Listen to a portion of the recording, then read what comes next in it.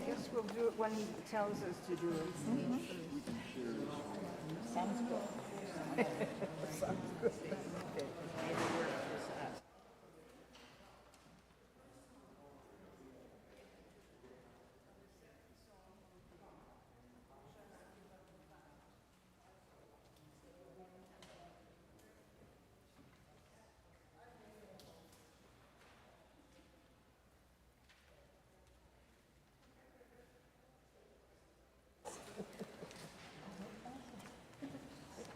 It's a congregation.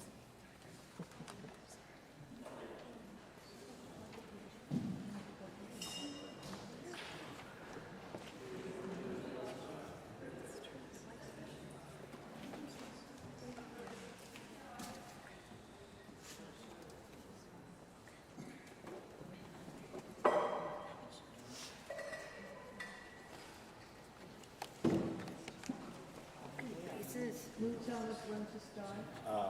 Go for it. Now's a good time. Yeah. Everybody else.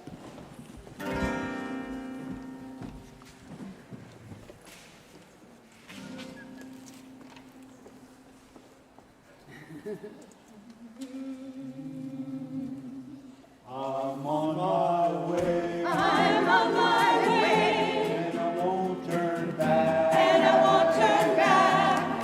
I'm on my way, I'm on my way, and I won't turn back. and I won't turn back. I'm on my way, I'm on my way, and I won't turn back. and I won't turn back. I'm on my way. My way, great God, I'm on my way, on my way. I asked my brother, I ask my brother, come go with me. come go with me. I asked my sister, I ask my sister, come go with me. come go with me. I asked my friend, I ask my friends, come go with me. come go with me. I'm on my way. My way, great God, I'm on my way, on my way.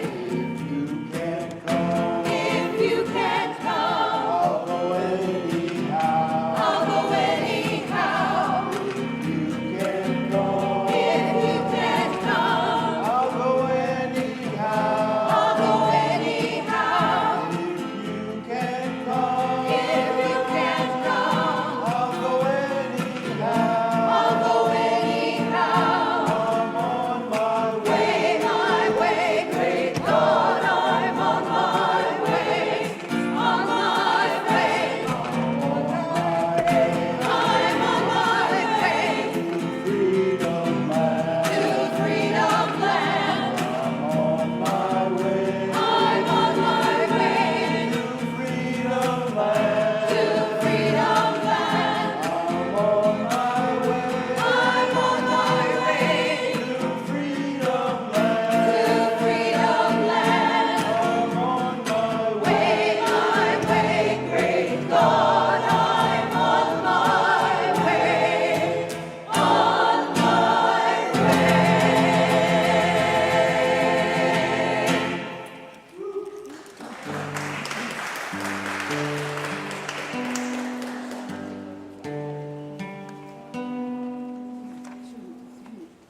We shall not give up the fight. We have only started. We have only started. We have only started. We shall not give up the fight. We have only started. We have only started. We have only started. Together we'll have victory, hand holding hand, hand holding hand, hand holding hand. Together we'll have victory, hand holding hand.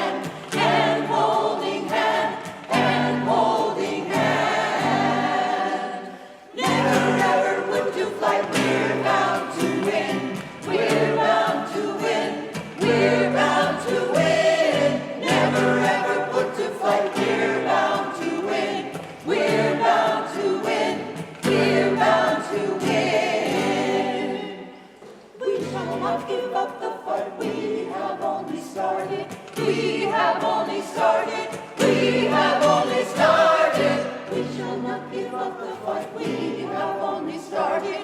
We have only started. We have only started.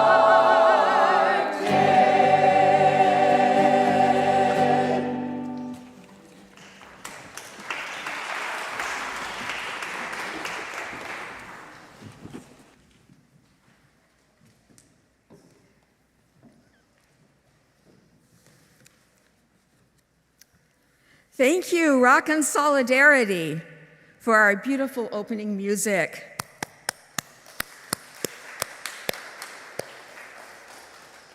So welcome to our annual Labor Day service.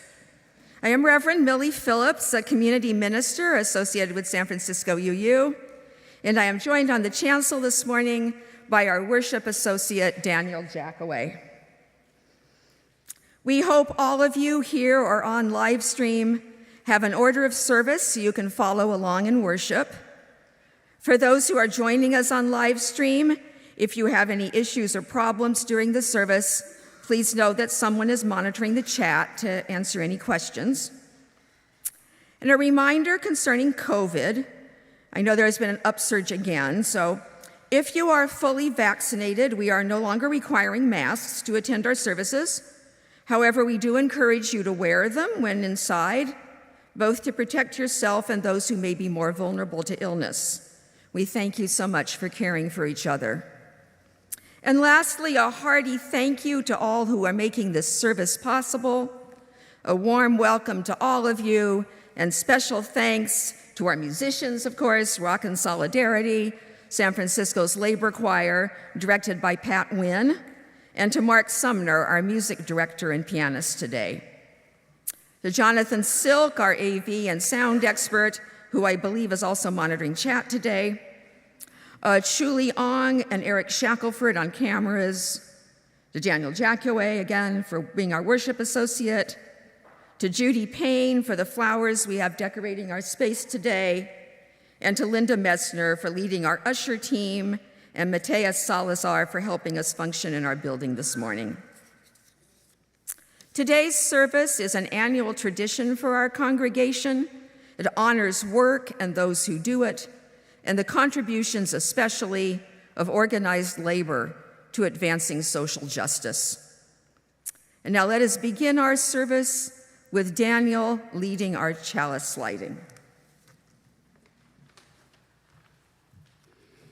Please join in our unison chalice lighting. The words are in the order of service. We light this chalice for the light of truth, the warmth of love, and the fire of commitment. We light this symbol of our faith as we gather together. And now, please rise in body or spirit for hymn number 157, Step by Step, the Longest March. The words of this hymn come from the Constitution of the United Mine Workers of America. Can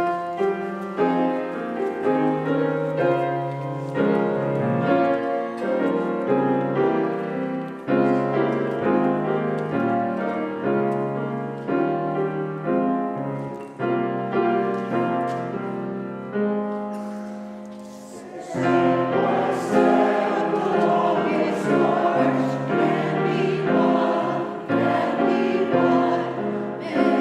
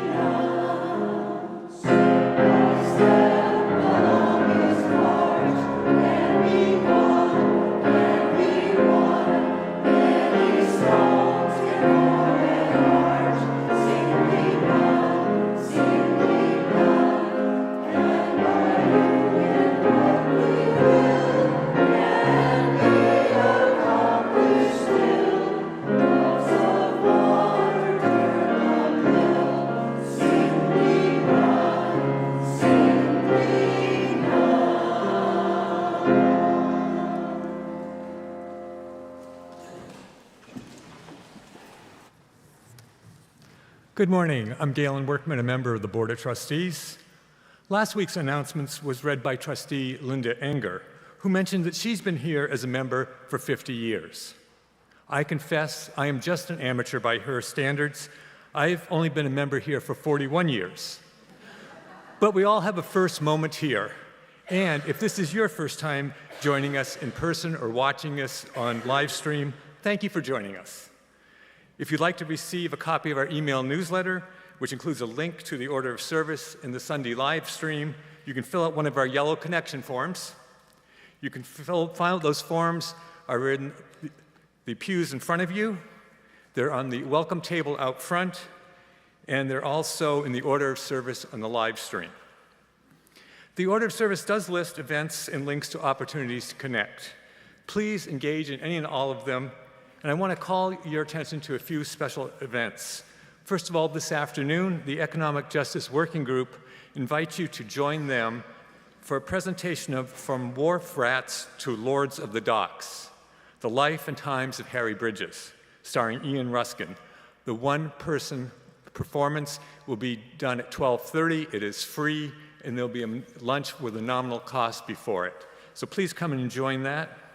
And next Sunday at 9:30, Supervisor Dean Preston will speak and take questions at our forum, the Sunday Forum before service. The UUSF online auction is only 2 weeks away, so go today to the website listed in the order of service and list your donation online. If you have any website questions, Gino Fortunato will certainly help you out. And after church, join us at the auction table in the gallery for lei making. You can also get your tickets at the same time. All ticket holders will receive a lei at the live auction in the luau, which is October 15th. The Aloha Ahono auction will be a family-friendly event. And on a personal note, last Saturday, several of us who won a mission mural walk in last year's auction were guided by Luann Schulte and Matt Anderson for a tour of the Mission District, where we saw over 100 vibrant pieces of street art in our city. Some of the photos of the adventure are in this week's Flame. Luann and Matt will be offering another Mission mural walk this year in the auction, and I do recommend that event. Next, the weekly grief group will start meeting this coming Saturday, September 9th, from 10 to 11:30 a.m. in the Faz room. The group is open to anyone experiencing grief of any kind, which can include, but is not limited to, the death of a loved one, a loss of a relationship, change in personal circumstances, as well as many other ways losses happen in our lives. The group will be facilitated by Bruce Clements, who will be available in the gallery after the service if you have any questions. Also after the service, stop by the social justice table, where a representative from the Answer Coalition will be gathering signatures on a petition to stop the proposed SF-MTA proposal of extending parking meter hours on Sundays from noon to 6 p.m. Supposedly that will be rolled out in the fall, and you can stop by and sign a petition to stop that from happening today after service. Also, the Unitarian Universalist Service Committee asks you to save the date of September 16th, a Saturday. They invite you to a special reception with Reverend Mary Catherine Morn, the president of the Unitarian Universalist Service Committee, which will be held here between 4 and 6 p.m. So those are the items I wanted to highlight. But before we greet one another, I want to give a special invitation to those of you on YouTube live stream. I want you to be able to say when we greet each other here, you say hi to the other people in chat. Maybe say hi and shout out where you're watching from. And now, on in live stream and in person, let's take a moment to greet one another.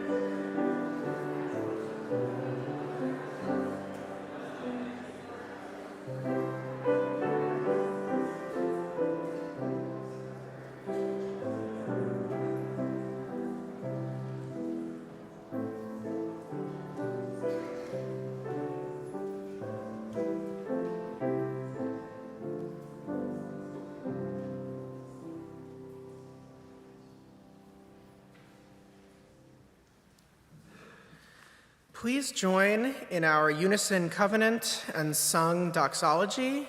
The words are in the order of service. Love is the spirit of this church, and service is its prayer. This is our great covenant, to dwell together in peace, to seek the truth in freedom, and to help one another.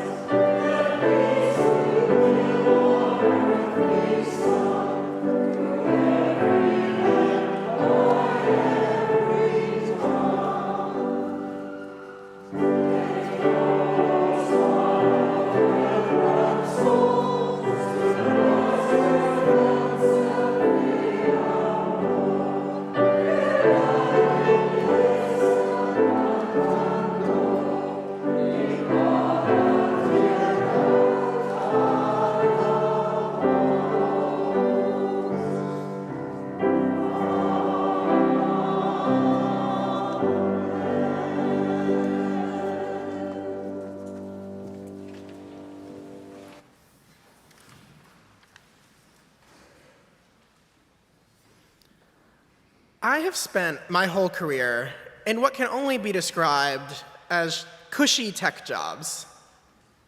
They are still jobs with stress, sometimes too much work, and rare 3 a.m. wake-up calls when a system crashes. But overall, the pay and benefits are great, the work environment is flexible and empowering, and I get to learn as technology evolves and changes. But the pandemic has changed a lot. When I graduated a decade ago, it was the height of tech's in-office culture.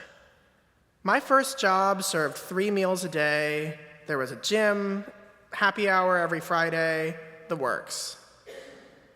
As a 22-year-old, I loved this. All that time at the office meant we really got to know and like our coworkers. And not having to pay for meals or go grocery shopping was pretty good at 22. Cynically, companies want us to be friends so that we work together more productively and are less likely to quit. But it does also make the day-to-day more fun. At my office in that first job, there were a lot of people in our early 20s, and I'd say that for most of us, work was the center of our social life. If you just moved to San Francisco from college, it's great to have automatic friends. And when you're eating all of your meals at work, talking to whoever you happen to sit with, you can make a lot of friends very fast. Of course, the pandemic disrupted all of that. Tech was one of the first industries to shut down offices because most of our actual work was happening on our computers. And now that we've all learned how to work remotely and proven that it doesn't seriously impact productivity, most people aren't coming back to the office, especially not every day. Even employers that still have meals and gyms and free shuttle buses have to beg and threaten their employees to get them to return to the office even 3 days a week. Tech workers have increasingly chosen the benefits of remote work for some or all of their week over free lunch, work friends, and meetings that don't require staring at a Zoom tile. The reasons are many. Some had hour or more commutes each way that were exhausting and left too little time for the rest of life. Others like the flexibility to take breaks for kid pickup or exercise during what would normally be the workday. Others thrive in the quiet that is scarcely available in the open plan offices where they packed us into rows upon rows of desks. And some have moved to new regions entirely for family or cost of living or other reasons. And some continue to be COVID cautious, or they find working from home to be a life-changing disability accommodation. Honestly, I do kind of miss the old times. Work feels a lot more transactional now, and keeping my motivation up can be hard without the engagement created by strong social ties. I started a new job 2 years ago, and I wouldn't say I've made a single new friend. Lots of acquaintances who I'm happy to chat with at the office, but no one I really expect to have over for dinner. Even when I do go in, most of my meetings are on Zoom with people who are elsewhere. But I do think, in many ways, this is healthier. It wasn't great that I was so socially enmeshed with my employer that leaving that first job was an emotionally agonizing decision. It wasn't great that the highest paying technology jobs with the most impact on the world around us were basically only available to people who were able to live in the San Francisco or New York or Seattle areas. I do miss that feeling of tight community and all of the day-to-day fun that I had at my jobs before the pandemic. But ultimately, work is not a family, as far too many people are learning the hard way with layoffs. Letting work play such a central role in our lives was always a deal with some benefits and a lot of costs, so it's probably for the best that that era is behind us.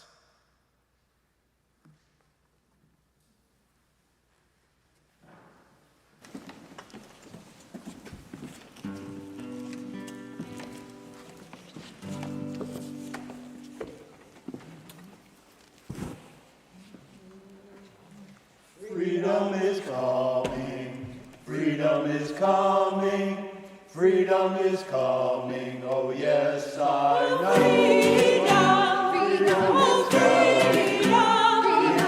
coming, freedom is coming, oh yes, I know.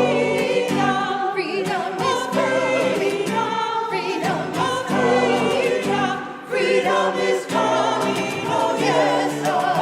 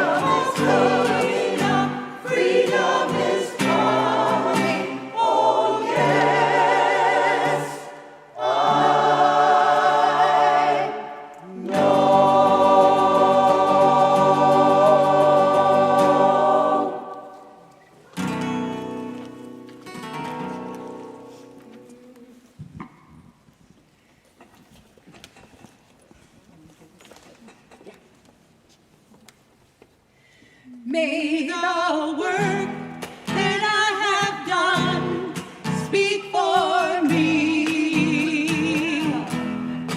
May the work that I have done speak for me. If I fall short of my goal, someone else will take a hold. May the work that I have done speak for me. May the marches I've been on speak for me. May the marches I've been on speak for me. If I fall short of my goal, someone else will take a hold. May the work that I have done speak for me. May the songs that I have sung speak for me. May the songs that I have sung speak for me. If I fall short of my goal, someone else will take a hold. May the work that I have done speak for me. May the union I have to build speak for me. May the union I have built speak for me. If I fall short of my goal, someone else will help me out. May the work that I have done speak for me. May the friends that I have made speak for me. May the friends that I have made speak for me. If I fall short of my goal, someone else will take a hold. May the work that I have done speak for me. May the work that I have done speak for me. May the work that I have done speak for me. If I fall short of my goal, someone else will take a hold. May the work that I have done speak for me.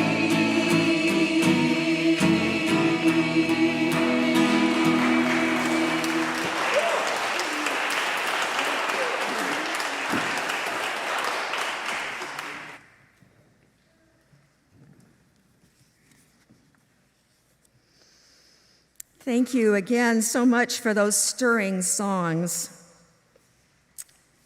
Please join me in the spirit of meditation and prayer in the many names of that which each of us holds sacred, God of many names or of none. Let us hold in our hearts all within our church community who are grieving, ill, in pain, or dealing with other hardships. Let us also hold in our hearts all who are suffering from the myriad injustices of our time, from climate change disasters, such as one of the deadliest wildfires in our history, destroying the entire town of Lahaina, Maui, killing over 100 people, with some whose fate may never be known for sure or their remains recovered. and the ongoing threat of hurricanes that may now become part of our West Coast reality, too. From never-ending gun violence and racist police brutality to constant physical and legal attacks on our trans siblings. From the continuing war in Ukraine to the latest atrocities against the Palestinians and other marginalized people throughout the world, to name only a few. In the face of injustice, may we stay focused on what could be, growing our power and solidarity, resisting despair and denial. May we find the humility and patience to see ourselves not as saviors, but as workers, each with necessary tasks and worthy of self-care. May we be kind and generous to all who work beside us. May we find solace and even joy with those we love in art and music and worshiping together. May we live conscious of the ultimate value of each sacred moment of life. Amen. Now please join me for a minute of silent contemplation, which will be followed by our offering.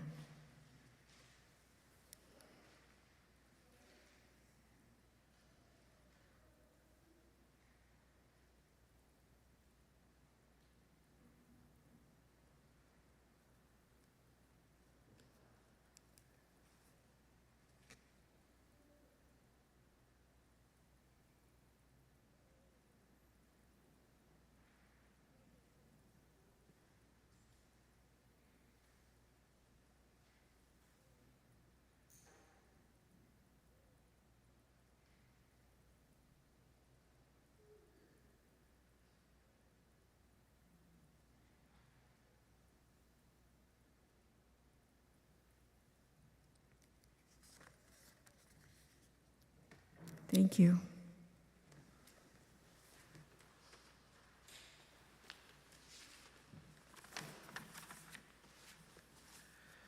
The offering this morning will benefit SF Jobs with Justice, which is a multiracial coalition that supports labor organizing. It will now be given and gratefully received.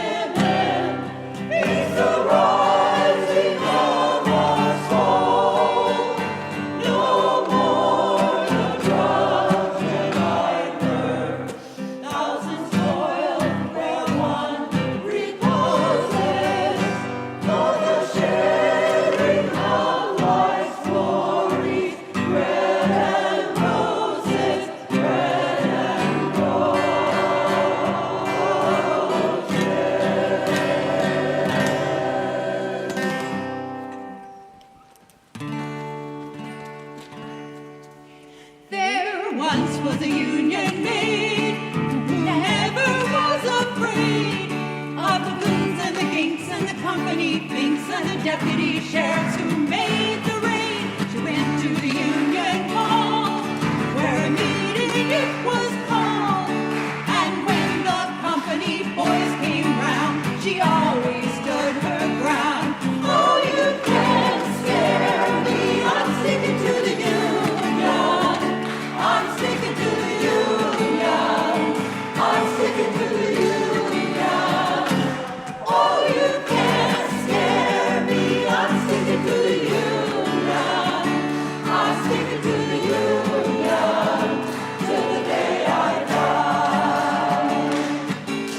union maid was wise to the tricks of the company's spies. She'd never been fooled by the company's stools. She even organized the guys. She always got her way when she struck for higher pay. She'd show her card to the company guard, and this is what she'd say. Oh, you can't scare me, I'm sticking to the union. I'm sticking to the union. I'm sticking to the union. Oh, you can't scare me, I'm sticking to the union. I'm sticking to the union till the day I die.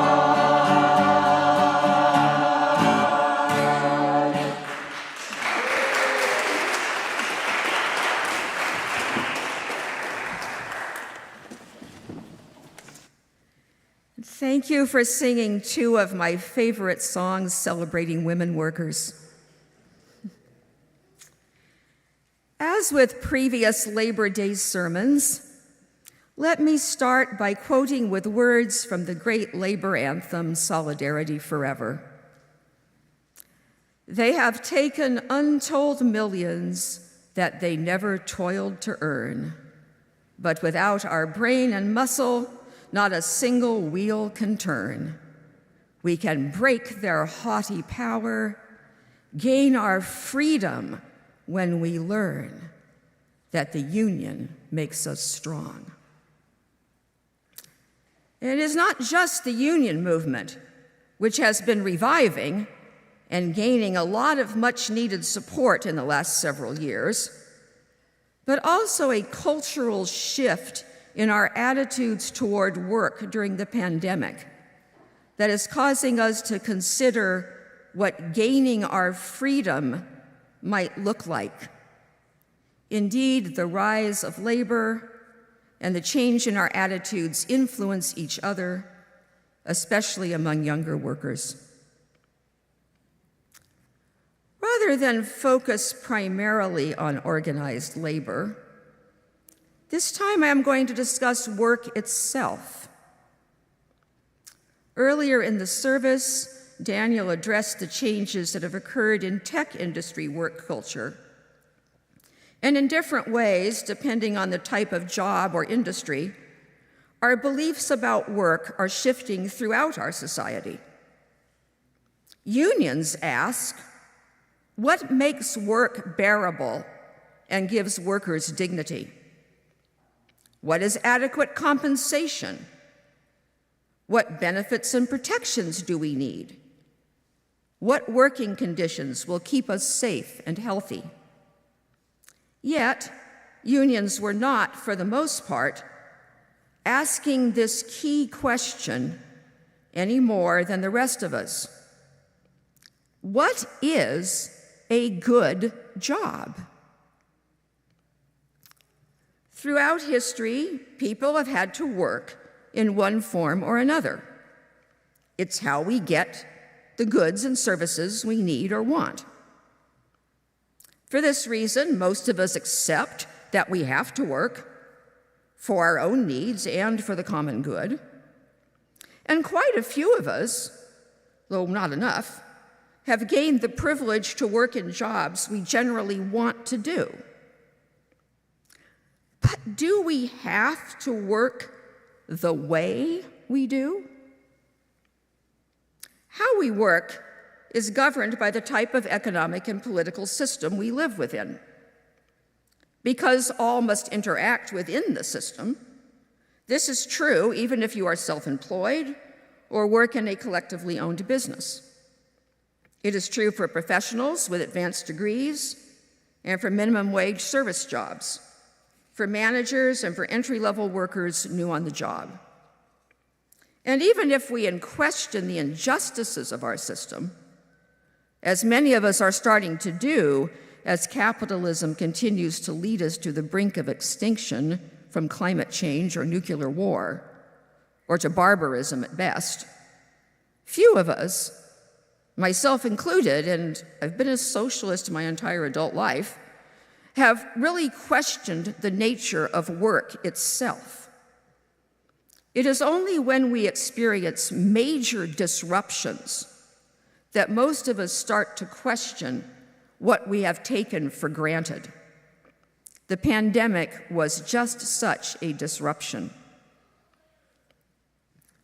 So, what did we believe about work before the pandemic? Work is a place one goes to, usually for at least 40 hours a week, often a lot more. In return, you get paid, with pay being tied not to the extent your job meets societal needs, but to the degree of skill or education required, or by who typically does your job. For example, work usually done by women or people of color pays less than equivalently skilled jobs done mostly by men or white people. You have a schedule, which may or may not be regular, but you have to be there and on time whenever the schedule says, whether the tasks of the day require that or not. Once there, depending on the type of job, you may have to go to other places, but you don't go home or do other activities until your work hours are completed. While at work, you do whatever tasks you are told to do. Your choices as to how you do these tasks are very limited, especially if you are low paid or have little education. While at work, you have no First Amendment rights. If you're not in management or you are a member of a group marginalized or discriminated against, you are expected to express only positive emotions while at work, no matter how badly you are treated or whatever difficulties you are facing off the job. You are required to act as if all change is good, or at least inevitable, like it was God-given, not the decisions of fellow humans with more power. And perhaps above all, with rare exceptions fought for by activists, work is always the priority in life, above the needs of family, health, or anything else you might want to do instead. Sounds pretty awful, right? Not exactly freedom. Of course, the labor movement exists to improve these conditions. It's got us some legally mandated days off, like tomorrow is Labor Day, it's a holiday, potential opportunities to retire, and the right not to work while we are still children, for example, though all of these, including the children, are at risk and have to be fought for continuously. For those lucky enough to be in a union, we generally have higher pay, better health benefits, and some protections from being fired if we make a mistake or experience an emergency. But the fact that our income and social benefits are determined not by our needs, but by whether we have a job or not, is itself a fact most of us take for granted, at least as inevitable, if not desirable. So, are any of these aspects of work actually inevitable? The pandemic has challenged them. As Daniel's employers discovered, a lot of work does not require showing up at a workplace. You don't need all that wasteful daily commuting, especially if the work is done mostly on computers. Frequent work from home does have some drawbacks, but it is often easier for parents, students, disabled and neurodivergent people, and elders. At-home workers can often adopt the flexibility they need to pick up kids at school, take care of family members, or just take a break. As long as their tasks get done within a certain time frame, few know, and even fewer care, that they are not spending every second on task, or might be doing their work at other times more convenient to them. Plus, except when you are online in a meeting, you can speak, look, and emote however you want. No wonder workers today have become choosy. A good job allows you to take care of yourself and others, physically and emotionally. During the pandemic, it became obvious that the workers most essential to keeping us healthy, educated, safe, and fed, people who usually cannot work from home, are not the ones best paid or treated. We acknowledge that these jobs are essential, and thus that others are not. But essential workers, disproportionately women and people of color, bore the brunt of the pandemic. No wonder we see an upswing in labor organizing and union militancy in the face of such betrayal, especially from lower-paid workers. A good job is one that serves real needs, not greed and destruction, and is rewarded appropriately with high pay, good benefits, safe conditions, and societal respect. And we learned that the pandemic could override what we have been taught about the inevitability of the capitalist economy. Like in all previous systems, politics and economics are the result of human decision-making, not some invisible hand. As imperfect as it was, and it was very imperfect, government came through with a very rapidly developed free vaccination program, moratoriums on eviction, and cash assistance. And not just for a few months, but for more than 2 years. Such speed, investment, and legal protections were all things we had been told weren't politically or economically viable, until government officials decided they were. To the limited extent they did, we did better than we would have without these decisions. No wonder so many are questioning the self-proclaimed inevitability of capitalism. A good job is one where essential social services are not tied to one's employer. What we found out during the pandemic is that work as we knew it could and should be different. We know what a good job is. It allows you to take care of yourself and others, physically and emotionally. It serves real needs, not greed and destruction, and is rewarded appropriately with high pay, good benefits, safe conditions, and societal respect. Whatever it offers, it is not the primary source of essential social services that should be available to all. Let me cite just one anecdotal example of this cultural shift. At my very progressive, labor-based, nonprofit employer, we are in the process of negotiating our next union contract with the Communication Workers Union. Who demanded major improvements? Not me.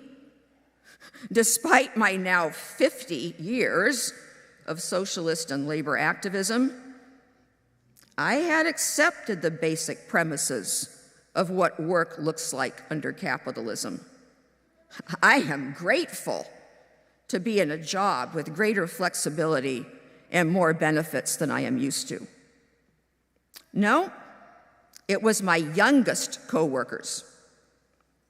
Unlike me, they haven't spent a lifetime as workaholics guzzling the self-sacrificing, grin and bear it Protestant work ethic poison that keeps us drunk on despair and keeps capitalism afloat. In the past, my goal as a union activist was to make awful jobs bearable. Their goal is good jobs. And when do we want them? Now. We gain our freedom when we learn that the union makes us strong. And what do we want? Freedom. With this new generation in the workforce, in the unions, in the streets, we are in good hands. And that's something to celebrate this Labor Day. Thank you. And now let's join together. Thank you.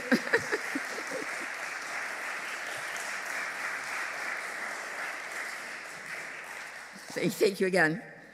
And now let's join together in singing hymn number 1017, Turn the World Around. The words and music are in your order of service.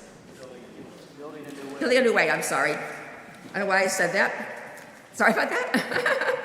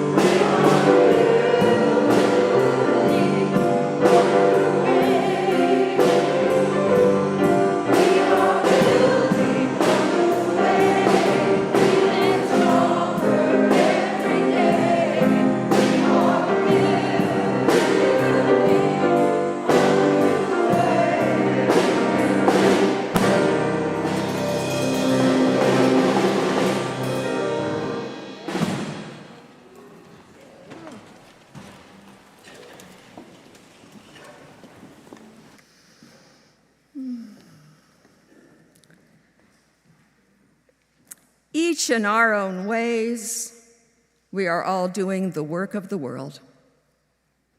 tending to others in the hospital or the home, delivering mail, growing food, ringing up groceries, teaching children, fighting fires, troubleshooting tech problems, attempting to resolve disputes fairly and justly, playing music, making visual art, building, cooking, cleaning, repairing, writing, speaking, reporting, ministering, organizing.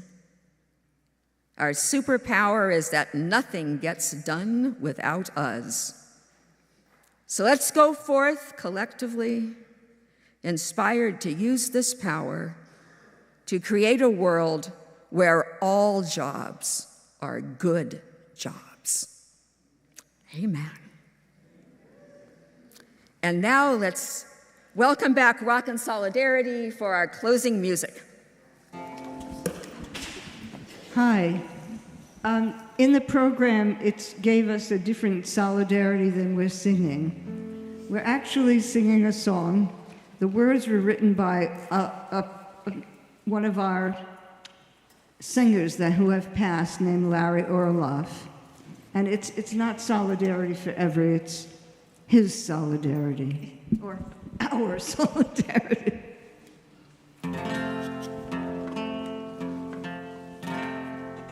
Come along and sing a song. We invite you to sing free. R-O-C-K-I-N, solidarity. You're welcome to the chorus, whomever you may be. C-H-O-R-U-S, all genders proud and free. Labor chorus, labor chorus. Forever let us wear our shirts with pride. Come along and sing the song, you can even sing off key. R-O-C-K-I-N, solidarity. We sing both sad and happy tunes, and some with serious themes. C-H-O-R-U-S, not just in your dreams. To learn your part, it starts off hard, but you'll improve, you'll see.